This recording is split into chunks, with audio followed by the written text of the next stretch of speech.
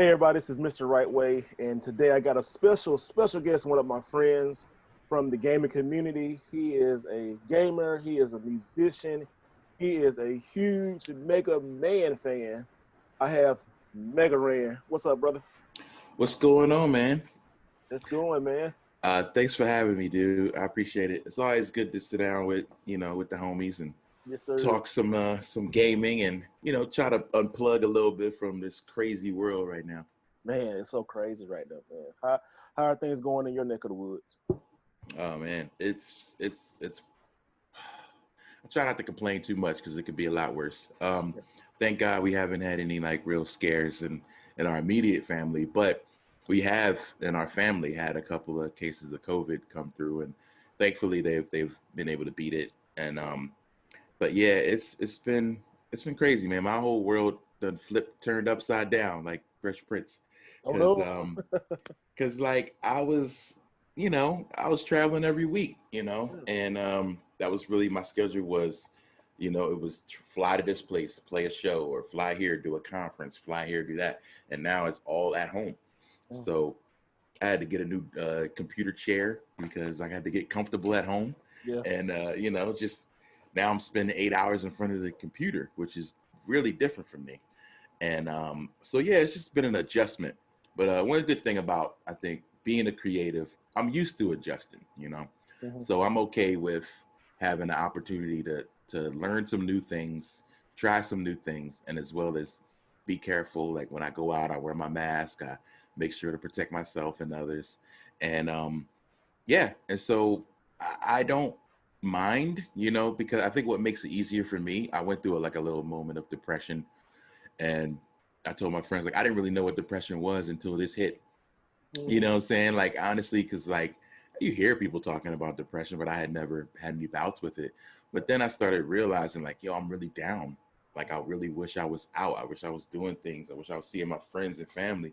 And I was like, oh, dang, like, this is what depression is. Like, so I'd have days where I didn't want to get up because I knew it was going to be the same old day, but you fight through it, and I think in the long run, what makes it better for me is to know that everybody's going through this. Like everybody's lifestyle is changing. It's not just me. It's not, oh God, why'd you do this to me? Like, no, it's this is literally something that everybody's adjusting to. So because of that, it makes me understand it a little more, and I'm okay with it. You know what I'm saying? Like, I'm just gonna make the most of it. Like I said, I'm learning new stuff and I'm staying super busy. So that's all I can ask for. Yeah, that's cool, man. I noticed like your Twitch streams, you've been doing it. Like some of the versus series that have been coming up and stuff. You've been doing like your own like one-man shows and stuff with video game music and some of your music and stuff. Just it's been really good, man. I think back from the first time we had met at a show, and it just like kind of hit off instantly. Like you had that like person like, hey, okay, I'm cool with that person, And was it at like a PAX that we met, or where was it? Like it was like a little pack. It was like a PAX wrestling. What's the wrestling show? I still got the picture. It was you and Teak, and it was at the table. You had your little table and stuff. I'm like, hey, what's up, man? And okay, so it's a wrestling show. It was like a little wrestling type of show deal. It was either PAX or a wrestling show. I remember the table. It had to be a wrestling show. I think it was a convention. I think it was WrestleCon. Okay, it must have been WrestleCon in Dallas. Yeah, I think so. Yeah, because that's that weekend that I think it was MVP was down here too, and Shelton and everybody. Because okay, we'll story that MVP was in the car with me, and I parked at a handicap spot. And you don't know people, I'm a disabled veteran, so but I parked in the spot, and this guy looked over and like started saying something crazy. And then I looked at MVP, and I like, let's let this dude have it. And then MVP looked at him and like, you should never say it. And we just got out and walked into the press car. Wow. So funny. I met MVP that weekend too. It was a weird moment because I was so like, that was my first WrestleCon, first time being around that many like wrestlers and stuff, and like really enjoying myself. And I remember I was on live on Facebook. I was trying to show people like what they was missing. So I'm running around with my phone. And I'm like, yeah, look at this, look at this, look at this, look at this, look at him, look at him. And then I got to MVP. So I already know. so it's such a good shot. It's like me coming up on MVP and it's like, oh, that's him, and that's MVP, and he's giving me the finger. Like, that's exactly what it was. He was just like, and I was like, wow, okay. And so then after that, I wound up like just chatting with him a little bit, and we talk a lot on Twitter. He's also into like anime, gaming, and like a lot of cool stuff. So he's a cool dude. It seems to be a really like dope cross section, you know, where wrestling fans, gaming fans, and anime, cartoon fans all like coming together. Yeah. And that's usually been my connection with wrestlers, you know what I'm saying? From Woods to Kenny Omega to Cesaro, anybody. It usually just winds up being a common thread of games, you know, loving games. Yeah, it's so sweet, man, because like you could talk video games with anybody. Like, so we know kind of like the same people talking about like Kenny Omega and stuff. It's like it's like so cool, like, you know, sitting backstage and talking like video games, like, and you'll not test people, but you know, like he was signing something like, hey man, you play this right here. He's like, oh yeah, and he'll start talking about video games and forget what he's doing because video games is like that. And I think that's one thing doing this quarantine that connects everybody. And it really, for me, I looked at it when Animal Crossing came out. Animal Crossing, I think, came out at the perfect time. I mean, you couldn't predict that, you know?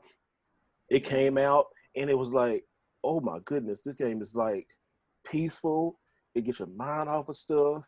It transports you into another world. You didn't live or die, you know, you had no consequences. You just at your own pace. And me and my fiance, we was like just sitting like 8 or 9 hours playing Animal Crossing.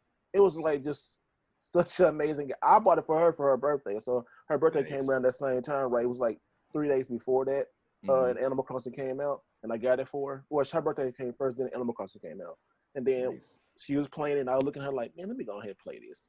And then I'm playing it, and then she's like, you gonna get off? Like, yeah, okay, here your turn. Then in the time we ended up buying 2 copies of Animal Crossing, you know. She had bought I might need to do that too. My wife is like constantly like, she's not really into games. Like she'll jump on something small or simple like a Tetris or Dr. Mario, we play a lot. But like when Animal Crossing came, like she got hooked. And it's to the point now, like she'll come in the room like, you need the Switch. I need it. I want to play. Like I want to get on the island. I want to plant some things. And I'm like, oh wow, like she's actually hooked. Like she wakes me up Sunday morning like, we got to get turnips. We got to, you know. And I'm really like, you're right. It came at the perfect time. Like it totally, because everybody was inside. You know, everybody was, you know, down. And then like to give them a game that's a really chill concept that can be really like delved into is great. So it was really the perfect game at the perfect time. And man, they probably sold another few million Switches just off that game. So I always say like, this is, to me, it's a close, but the Switch is Nintendo's best system since the freaking Super Nintendo to me. Just because of the variety of games, the way they've embraced the indie community and culture. They're like, I'm on the shop every other day looking for new games. You know, like I never had that experience with a Nintendo console before. So it's all the cool things that we like about stuff like Steam, for example, but within a fun console. So Nintendo's knocking it out the park, man. Like Switch is gonna go down in history as one of the best, I think. And they are so smart. They take the Apple approach to always see. They like high quality. They let their fans speculate rumors. It's the bad Nintendo Direct we saw the other day, which I was so disappointed with it. I didn't get my hopes up, but I know now, as being a seasoned gamer, is just don't trust anything until Nintendo officially say it. Don't look at no rumors, none of that stuff, you know. And even the old stuff, you know, like you're not gonna find a bad Mario game. Even this Paper Mario game right now, it's okay, but it's not bad. It's like a different learning experience. Like last night, my friend said she was playing it, and she got to the first boss, and it was just like so tedious because it's a puzzle type of game. But you got it's frustrating at that part. But if you stick with it, it's a fun little story, you know. Okay, I haven't played any of the Paper Mario, so I'm curious. Right now I'm playing Ghost of Tsushima. So I was like, I love it, man. Is it good? My gosh, I love it. You know, and even that, like a lot of reviews said, like they were giving it like 8 out of 10s and things like that, which I think is good for me. And some of their knocks on it is that it's a little repetitive. Like the Yep. game is real long, Oh, and really? How that long? means you're gonna be doing like I don't know how long it is, but I'm on chapter 1, and I've been playing this game for 7 hours. So I don't know how many chapters they're going to be, Yeah. but there's so many little tasks within that. It's basically Red Dead Redemption in the samurai world. So, you know, you go around, do a bunch of jobs for other people and all that. But like I love samurai culture. So therefore, like it's super fun. Like I didn't really get into Red Dead. You know, maybe I'm not as much into cowboys. I don't know. But yeah, man, I love it. And so once I'm done that, then I'll get on Paper Mario. But I've heard from people that it seems a little, I guess, a little tedious. Like there's long stretches where you're not really doing a whole lot. Yeah. That's what I heard. It is a lot of stuff. I think it's not an RPG. It's like action type of RPG, but it's like a weird type of thing. I think it's like I don't want to say dumbed down version, but like people who they want that Mario experience, but they want to like ease somebody into like, you know how Nintendo makes everything like not easy, but like comfortable. And they want people to not be intimidated by, you know, leveling up and all that kind of stuff. That's the Nintendo way. Yeah. Yeah, sure. That's what it's kind of for, you know, and people want this hardcore. Nintendo's never been hardcore. They allow hardcore stuff on there, but when it comes to their first party properties, they're not putting Mario out there like leveling up. Like, you know, that's why Super Mario RPG was good, because at that time, you know, they could have got away with it. Square say, oh, okay, hold on, let me show you something. And they was like, oh, if we going out, you know, that's Squaresoft. That's when they made Squaresoft, wasn't it? Did Square split at that time? I think so. I mean, that might have been one of the last Squaresoft games. And then it was Square Enix after that. Yeah, because Squaresoft, and then they're like, let's go out with a bang. And kind of really they did. You know, Nintendo didn't know nothing about it. Say, okay, here's our properties. You take care of it. And they just like, whoo. No, they knocked it out the park, man. Like, that's one of the games I want to, like, see done again, which I guess will never happen because of all the licenses. Yeah. But I feel like they could just like Square could even just redo it, just different characters in it, but like just make a new game that feels like that one, you know, just build some new characters up. Well, shoot, they could. I'm still waiting on Chrono Trigger to redo. Yeah, now that the FF7 remake happened and it was great, like I think I would love to see more remakes like that. Chrono Trigger, Final Fantasy 6, maybe even 9. I would love to see some of those get a new coat of paint, you know. 9 was really, I went back and looked at 9, because back in the day I was like, man, I was so just Final Fantasy 7, which it was great back in the day. I mean, it's still great, but 9 holds up still, you know. It does. I was playing it on Switch, and because I don't remember the story, I don't remember anything about it, so I just started playing it, and like I was like, I like this. It's actually really fun. I tell you something that I really like that I didn't play, but I finally got my hands on is Wild Arms. Oh my goodness! A lot of people talk about Wild Arms as one of the like slept on classics. And PlayStation, was that PS1? That's PS1. Yeah. PS1 had some of the best RPGs that a lot of people don't talk about. Because I'm going back and getting a lot of PS1 games, and I got Wild Arms 1 and 2, and Wild Arms. Oh, just the music from the beginning, and just like I thought it was a Square game. It's actually produced by Sony. And I was like, what? Sony? Yeah. Back in the day, and it was like almost their Zelda clone, but it was really really good. The music, gosh, speaking of Zelda clones, on Super Nintendo, did you ever play Lufia and Lufia 2? No, I never played those. Oh, really good. I don't know if you got them or if you've ever seen them in your travels. I think Lufia 2 is really expensive now. But like, if you can find it, it's basically a Link to the Past, but with like different characters. It's really good, man, and really dope music. So I would recommend Lufia 2 for sure. But like both of them, Super Nintendo and PlayStation 1 had the most like slept on RPGs because they had so many RPGs, you know what I'm saying? Like there's so many good ones. You ever play Secret of Evermore? Yeah. On Super Nintendo? Yeah. One of the Square ones that just came out. Nobody really talked about it, but it was really good. Yep. Xenogears, of course, on Oh, Xenogears, bro. man. Xenogears is way ahead of its time, and Mm-hmm. it's about like $100 game now, but it's worth it, man. Wow. Yeah. Xenogears is, woo, It's a Xenogears classic. is good, man. It just that Japanese. Oh, yeah, call coming in. That must be my mama. Somebody call your mama. I have it on silent except for my mom. So that's how it goes. Yeah. So yeah, man, Super Nintendo had a lot of good stuff, bro. I mean, They Super really did. Nintendo I and think PlayStation. so. What's the best system of all time to you? Because like I think it's Super Nintendo, but because of the variety of games, like you had so many great platformers, so many great RPGs, sports games were decent at least. I thought Super Nintendo, because that's the system I can go back and play anytime and still find 50, 60 games that I really, really like. To me, Genesis, I can't pull 50 games out that I really would want to play today. Really? No. I think a lot of them didn't really age well because they were like arcade style games that were just like kind of linear and, they got kind of boring. Like, come on, like Alter Beast. Like, come on. Are you playing Alter Beast today? Probably not. No. Okay, so yes, that's a good point. You know what I mean? Sonic, of course. Yeah. But there's a few that I love to death on Genesis, but I think there's just more on Super Nintendo. Super Nintendo and Dreamcast are my favorite systems of all time. As you see back here on my Switch kiosk, man, I got Super Mario, Super Mario Land 2. I mean, Nice. Yoshi's Island. So that's one of my favorite games. But great game. I really have to say PlayStation 2, man.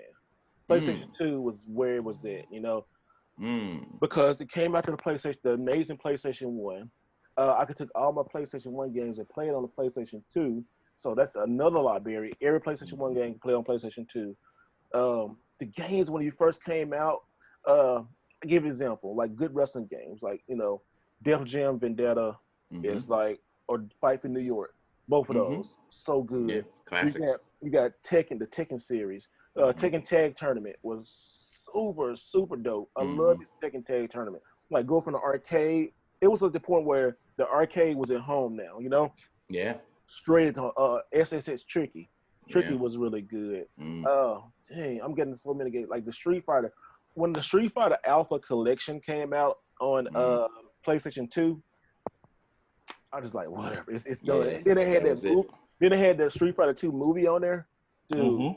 Oh, was like the movie. That Street Fighter 2 movie was like, I think it's still one of the best animated movies of all time. Because it was so because it was gritty, like we didn't expect that. I was like, oh, they bleeding and they getting down. Vega and Cammy, not Vega and Cammy. Vega, Chun-Li, that's like the best fight in history. And they were fighting, dude. I mean, she whooped his tail, but he was coming. He didn't hold back. I was like, he was I forgot that it had the movie on the disc. Yeah, like that was crazy. That's a game changer right there. It was, wasn't it? And then also too about the PlayStation 2, man. It was the first DVD player back in the day. Yep.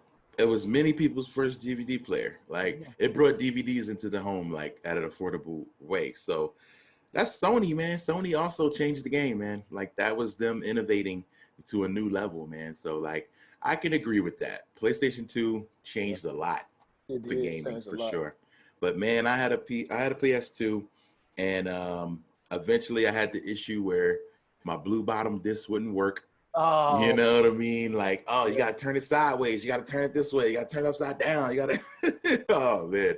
I had so much problems just trying to get the games to work. And like when it finally got past that screen, like we would sit there like, oh yeah.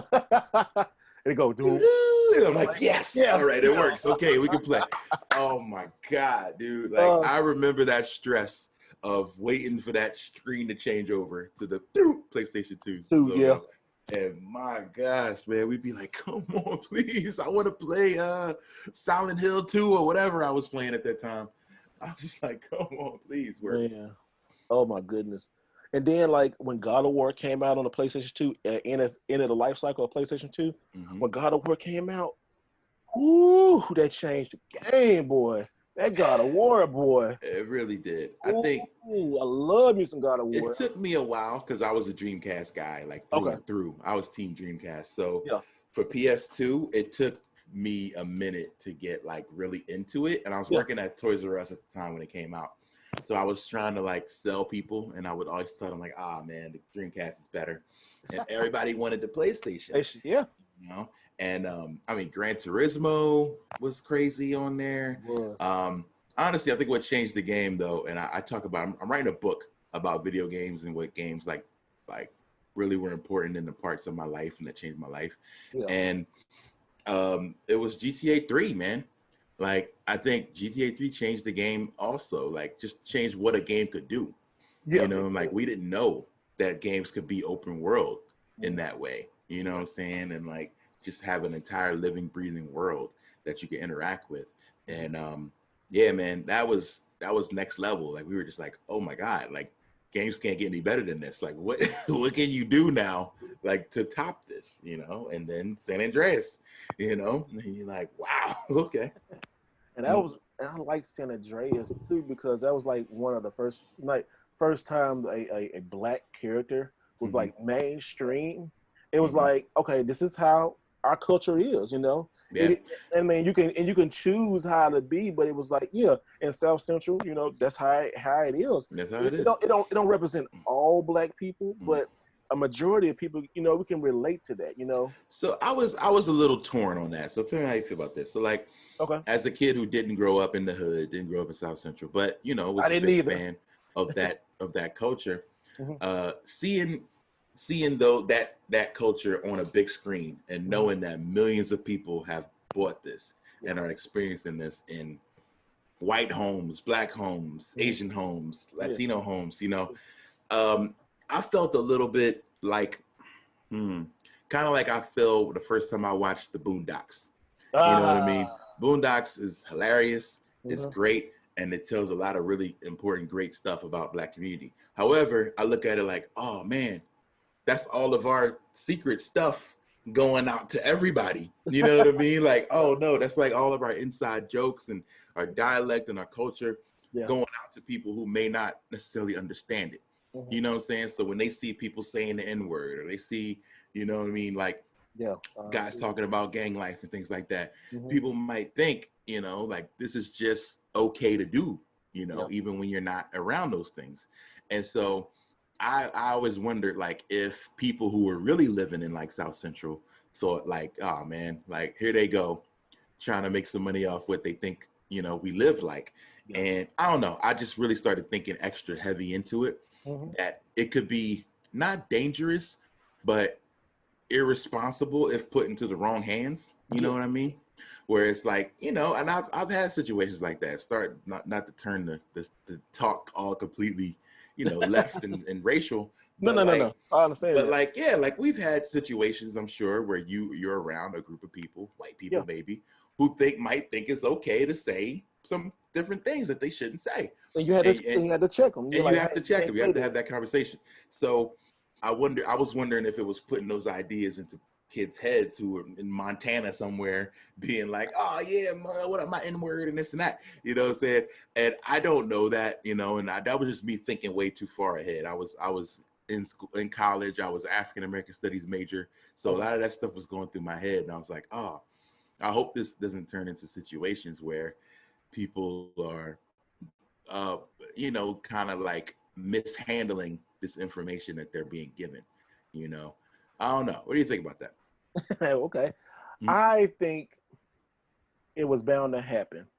And I'm kind of glad it happened, because we already seen it in hip hop. All right. Well, hip hop is a cultural itself. You know, hip hop has several different genres, and it's even crazier now, you know. So just like video games, we had several different video games. And before that, Black people were represented, but not on a mainstream. It's like it was that icebreaker. I think it was okay, but I was torn too, because the thing I go back and look at now, I go back and look at that Tricky, SSS Tricky. The cultural appropriation with some of those characters, like the guy with the big afro, orange afro and stuff. I'm like, you know, that didn't sell well. It don't age too well with me. But I know it's a fun game, but you look at GTA San Andreas, it's like, okay, I can see that. that's not how I represent myself, but I do know a lot of black people like that. And Mm-hmm. yes, and that game kind of opened up to like look at Watch Dogs 2. Mm-hmm. Watch Dogs 2, like the geeky, nerdy black culture, that's kind of like the hackers. We have black people like that, but we don't have those representatives. Did the Mm-hmm. game sell well because of that? I can't say. I don't know. Or Mm-hmm. because it was not a good game. But as I see through that game, it's great because, you get that representation. Um, am I waiting for something that's really super positive and like overall? Yes, I am waiting for that day too. Like I want a black hair like Halo main character, or if Master Chief put his helmet off and he black, maybe everybody the head may explode like on the Chappelle show. I Mm-hmm. don't know, but Mm-hmm. I think that representation, like I said, it matters. Yes, I'm torn because when you talk about our culture for so long, it's been like a lot of negative stuff, or it's only this or only that. It's never like the subcultures into our culture. Even now, right now, um, in gaming and in media and YouTube and stuff, it's not many of us. But Mm-hmm. we when we connect with somebody, like with Woods or like an MVP, just some like people like who represent. Oh, you like those? Like Shelton. Just Mm-hmm. I'm just knowing no names that people might know. You're like, oh wow, okay, you like that? Like what? You like video games? I mean, you like video games outside of Madden? Like yeah, Mm-hmm. I Yeah. like stuff outside of video Madden. You like collecting video games? Wait a minute, black people do that? Yeah, Mm-hmm. we do that. Yeah, you go Mm-hmm. to like anime cons, you go to conventions. Yeah, I do. Mm-hmm. I'm a, Mm-hmm. I'm in that blurred culture, so I like that. So people, Mm-hmm. it fascinates me because, and it also makes me proud because like people are like, oh, you can do that, you can actually like that. But aren't you grown? Like, yeah, I'm a grown ass man. I love the hell out of this stuff. Exactly. Like, ain't nothing wrong with that. I No, was, like, I remember being told when I was young, like, oh man, you doing that white people stuff, or oh, you doing this, like, this is stupid. Like, why you in the games? Why you in the yeah, comics books? Why you, we used to get chased home, because we were the comic book nerds, yeah, who would be like, we would be so excited to go buy the new X-Men and Spider-Man comics, and then we come to the block and have to hide them, yeah. from the neighborhood bullies because they'll rep them up or chase us. So, but yeah, man, I'm so happy about the world we live in now Hmm. because kids are free to be kids. Yeah, Now kids are into everything. I know, I love man. when I see, black, brown kids in the skateboard culture, in the anime, or in the comics, or in the cosplay, or even like crossplay. You know what I'm saying? Like all the cool stuff that these kids are doing that like we would have got laughed at for, is dope to me. And yeah, I love it now, man. I'm really like, part of me feels like, oh man, I had to crawl and get beat up for this. But back in Yeah, my we did. day, We did. but I'm okay with that, man. Like if it means that kids today can be their true self. And that's what I was talking to Woods about yesterday. Like just us existing in Yeah, this space, being black men who are in the video game culture and in the video game world. Um, we inspire the next group of kids who think, oh, I don't have to just be this one way. I yeah, don't have to just do Call of Duty and Madden. Like I can expand my horizons. yeah. I don't have to be a gangster or thug because of what the people think I am. So I think it's dope, like that we are in a world now where you can be free to be yourself, and it can actually pay dividends. Like you're right, we still need to see more representation of people of color in the gaming world. um Like you women know too, like in Overwatch. Women. It's dope to see characters. I also want to see like hosts. I want to see esports get into commentators, people of color. I want like people not all over it to be people of color, and people of all different races and backgrounds. And I would love to see that, and I think we're getting closer and closer. You We know what are, I mean? we Yeah, are. I And, absolutely think that. and it's good too because it's always make the joke like whenever a release comes out, especially like a sports release. And because our culture, we love sports. We love football and basketball. That's just Hmm. something we love. And then going to video games, that's something that, okay, that's all I have to play. and I see a bunch of us black guys be like Mm. lined up for Madden around GameStop, back in the day. But then like when the new Mario Maker come out, you don't see that many people. You see just me and then like people who don't look like me. You're like, oh, Yep. I'm on a black dude here. Okay, well, hey, cool. Mm-hmm. And but it, Man, I was streaming Mario Maker, I had fun with it, and then I had like at least 3 or 4 people come into the chat who were like, "Yo, I've been looking for Mario Maker players of color, like black people who play Mario. I've been searching for that," and I was just like, "Wow, really?" So like, without me even knowing it, I was filling a void. You know what I'm saying? Like for this person who was looking, this girl was like, "Oh my God, you don't understand. I love Mario, but like I want to see." Myself, I want to see representation of people like me playing it. And I was just like, wow, like I didn't think about that. So now I was like, all right, well then, you know what, I'm gonna do Mario Maker Mondays, and I'm gonna just play Mario, because obviously it's something that's needed. There's not enough people of color playing this game, and I think that's dope, so I would try to do that. I think it's so dope it too. And it's like now that we're having these conversations, because 5 years ago these conversations were still kind of hard to have.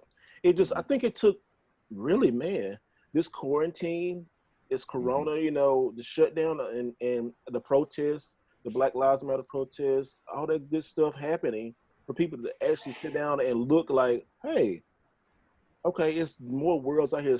Slowing the world down made other things come out, good and Mm-hmm. bad. But like I look at the positive, like the video game culture. Like you see more stuff popping up, you see more people connecting, you see more people slowing down and listening. Like, hey, oh, this matters to you. You know, even with Yep. the LGBT community about stuff like that's great too for them.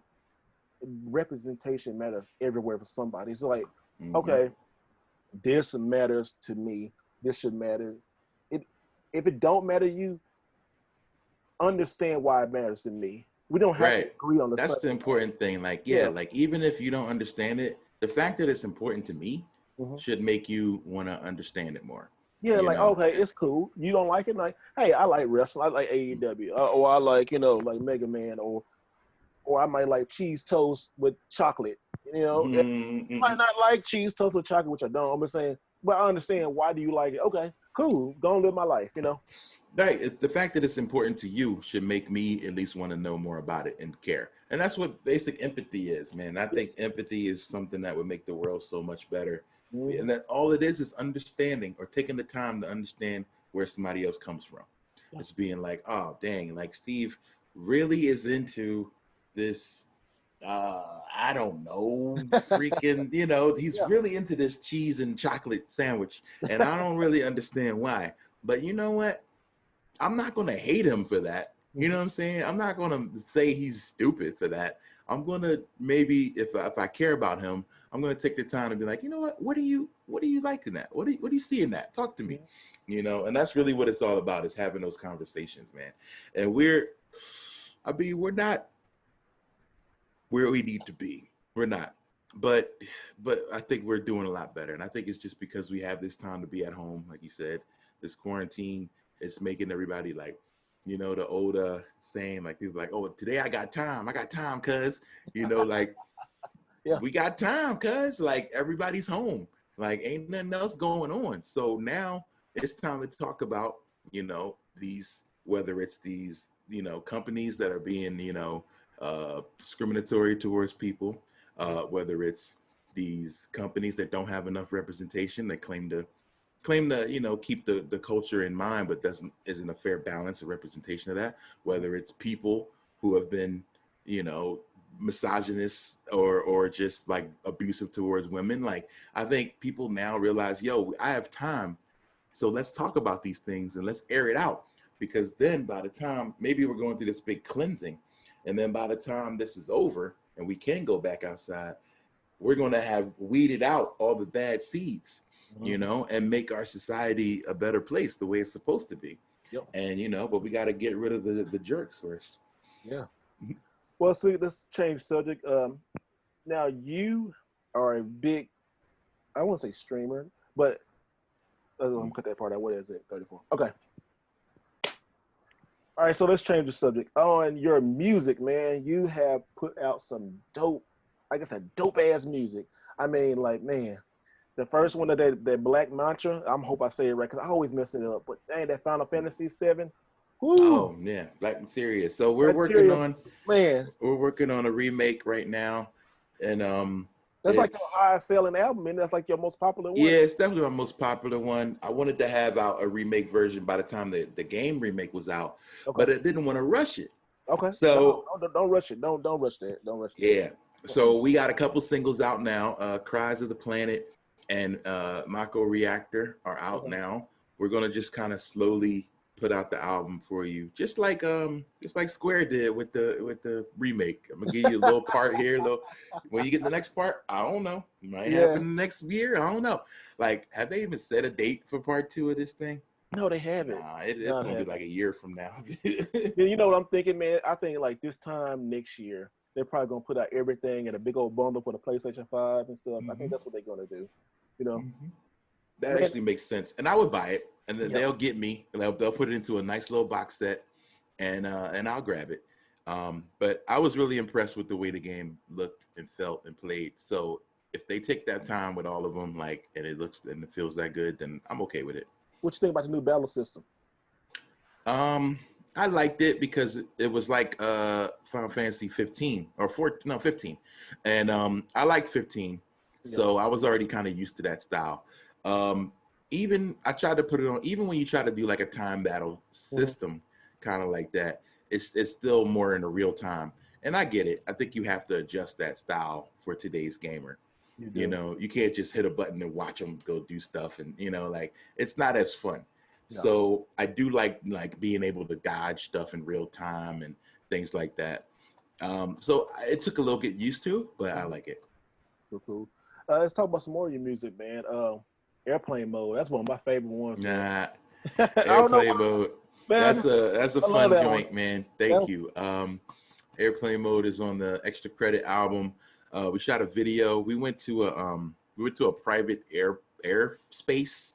That mhm. was pretty cool. And I got to like stand in front of like a little private jet, and that was dope. Shout out to my man Kevin Parkinson, who shot that video out here in Arizona. Man, that was a Um, dope video, man. He did good on that, man. Thank you. I had my man Neo X in there. Yeah. We put on suits, and it was like we were trying to, that Ric Flair, like jet flying, limousine riding type vibe. So, I put on some sunglasses and put on a suit. We at the belt, you know what I mean? Like, I had a lot of fun with that. I got for a chance to get into a private plane, and it was so small. I was like, get me out of here. Like, right away. Really? You didn't Yeah, like it? man. I broke a sweat like as soon as I got in, because it's like the size of me, and that's it. Like, you get in and you're like, oh, this is it. All right, well, I can get out now. It's like sitting in a freaking rocket. Like, I didn't like the feeling at all. So You made me think of that scene on Turtles with Casey Jones trying to go down in the sewer. You're like, we going down there, and they say, what's wrong? You're claustrophobic. He said, you're a claustrophobic. He's like, what? yep, that's me. I didn't realize it till I got in there. I started sweating bullets instantly. I was like, all right, I need to get out. Can we finish this shoot? Are we done? Okay, good. He's like, no, just rap the song, like rap it like you're real cool. And I was like, I can't, man. Like, it's too hot in here. So that was fun, man. This year I've been just trying to figure out the right way to put out music. I've been so torn on it, like, you know what I mean, like with the quarantine, with us not being able to tour. I feel like you can't, I don't know if you can be as effective with your music without having a full tour behind it. So we put out an album, me and young RJ, called Two Hands Up Okay. in May, which I think phenomenal, because it's really talking about what's going on right now. Like, this is stuff we wrote like 6-7 months ago, but it really feels like it could have been just made yesterday. Yep. Because there's a lot of talk about police brutality and just racial inequality, and a lot of things that were on my mind that I hadn't really had a chance to speak about. My music usually upbeat, fun. I'm talking about video games, I'm talking about chilling, I'm talking about wrestling, I'm talking about being positive and loving life. But that ain't all of life. You know what I'm saying? As much as I do, like, Yep. we're not always smiling. You know, we're not always happy-go-lucky. Like sometimes there are real things that happen. And like when I saw what happened to George Floyd, you know what I mean? Like I had real emotion. Yeah, And we all did. and unfortunately, like that's not the first or the last time that we'll see something like that. So that's what made me write the records that I did. And so super proud of the album. I can't wait till we can tour it, play it for people. But like I'm just like not sure, you know, because like a lot of times without having the tours behind it or being able to go shoot a really dope video, you know, and doing something cool with the video, people won't necessarily know that it's out.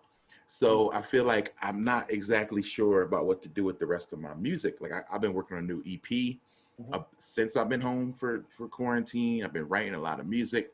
But I think what I'm going to do is put those songs out on Patreon. And those are for like the true supporters, the people who really want to know what's going on with me. They can know what's going on with me. So you go to patreon.com/MEGARAN, and I got a new single out I put out last week called Do Better.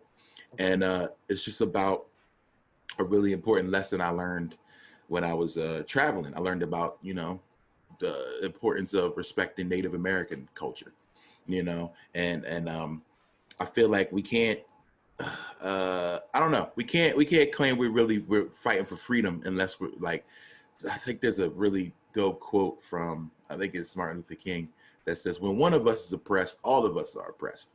You know, basically, like you can't just be like, all right, I need to get these guys good, but then the rest of y'all, we ain't gotta worry about it.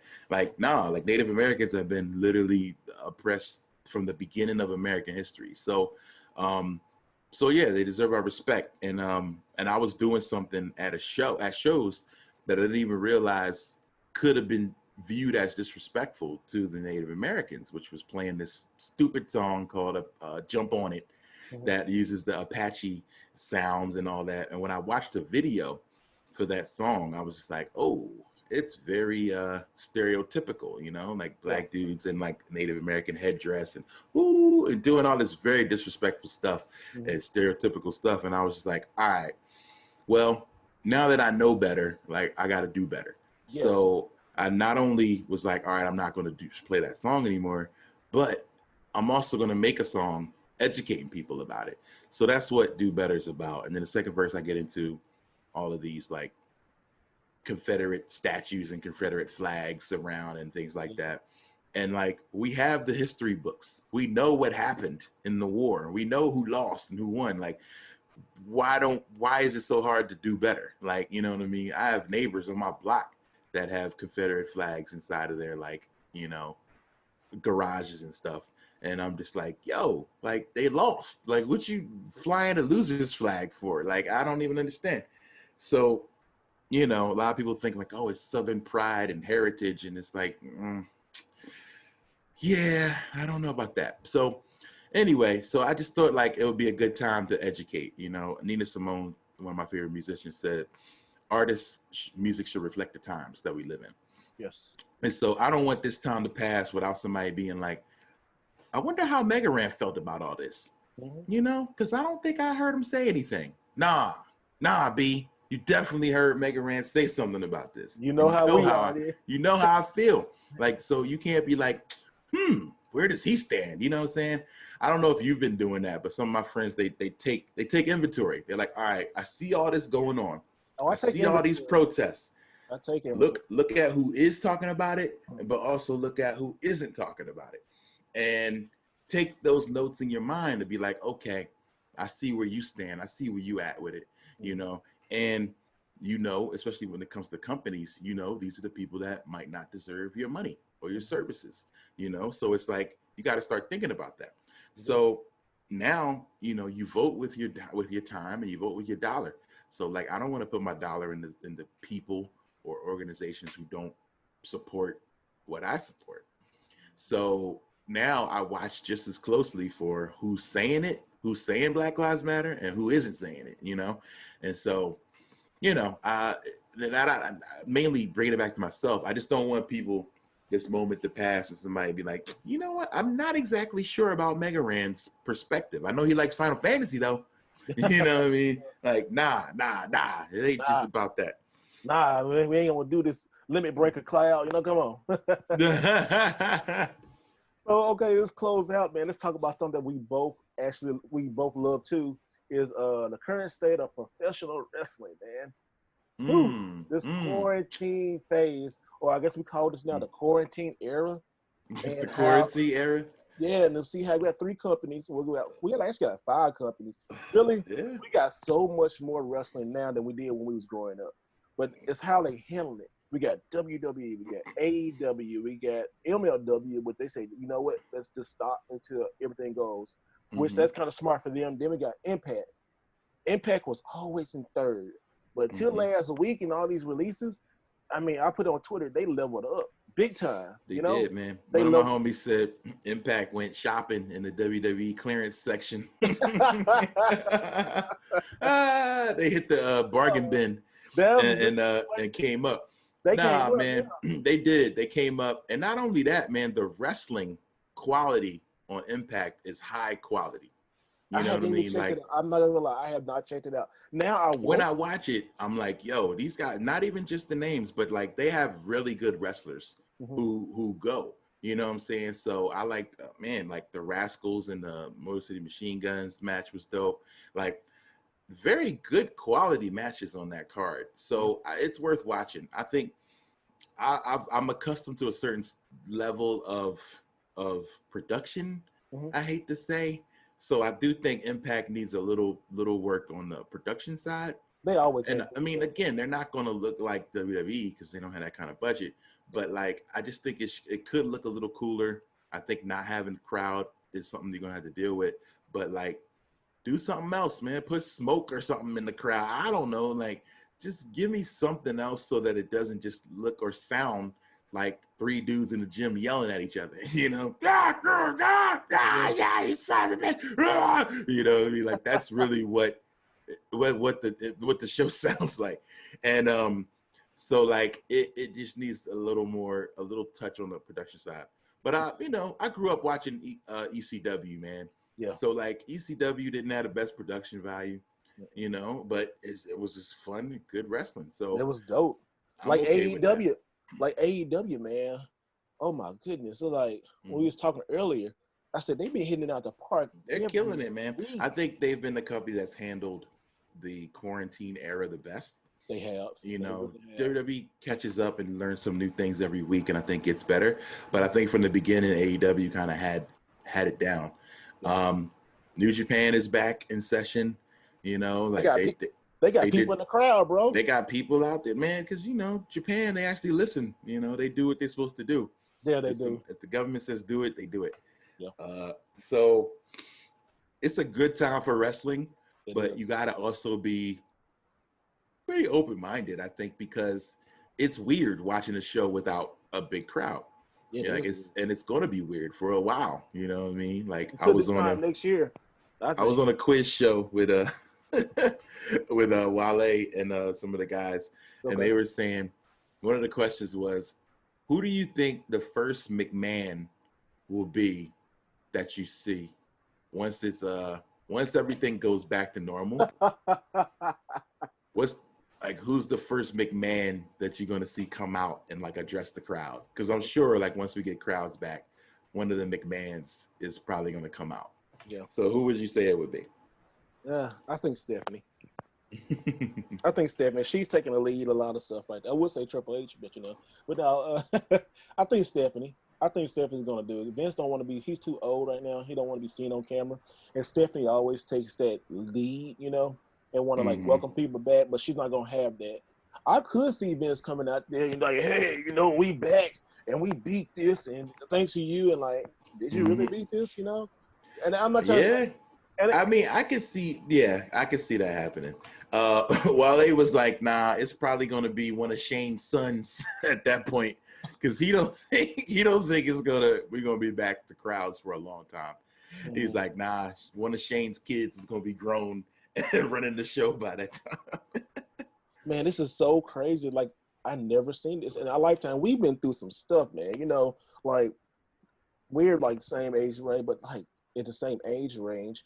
All this stuff is weird. I mean, it just like, I mean, when you talking about shut down, it got shut down. You were like, when you see like WWE got shut down, like hold on, football got shut down, like baseball, all these sports, it's like whoa. This is a once in a lifetime thing. Like, you know, like I can't wait till it's over, you know, but like living through it is crazy, you know, like I would have never thought at the beginning of this year, like if somebody said that, like I would be like, you lying. If somebody's like, oh, yo, a virus is going to come through and shut everything down. Like no more big crowds, no more anything. You're not going to be able to leave the house. I'm like, in 2020 in America, whatever. Like I just would have never thought. It just goes to show, man, like anything can happen, you know. And Woods thinks next year we getting aliens. I don't think so. I hope not. I think, but I do think that this is like a thing that will bring us together stronger. It has to. Like once it's over, I feel like we're going to appreciate human life a lot more in every single way, and human contact, and we're all gonna be best friends. You know, it was like this in New York after 9/11, like how everything came together. Crime went down. Like nobody wanted to hurt each other or steal from each other because they realized like we're all together in this. You know, so I think that that's going to happen on a global scale now. It needs to, man, because we're all in this together. I mean, like we're fighting, basically people fighting over color of skin and different thoughts. Like what happened to back in when, you know, like when we grew up, we had "We Are the World." Where is that in now? You know, we had "We Are the World." I mean, where's our "We Are the World" moment? You know, because it's like we had like warnings. I think 9/11 like was a warning, and then now this is a warning. What's going to be like? Okay, y'all didn't listen. Boom, aliens. You know, aliens. It's the aliens. Man, I hope not. I hope not. God, I hope not. Well, let's end on that, man. I really appreciate you stepping into Quarantine Conversations. This has been great. We talked about all your stuff. If people do not know you and they need to know you, because, man, tell everybody where they can find you at. Well, you can get all my stuff at megaran.com. There's music at megaranmusic.com. There's merch at megaranmerch.com. And most of the time I'm on Twitter. So you can catch me there at MEGARAN. It looks like Meg Ryan when you're looking really closely, real fast, because it's together. But it's not. It's MEGARAN. And yeah, I'm mostly on Twitter, so come through there and holler at me. All right, cool. Well, I want to thank everybody for joining us again for another episode of Quarantine Conversations with my boy MEGARAN. And always remember, guys, do it the right way. Hey. See you later. Peace.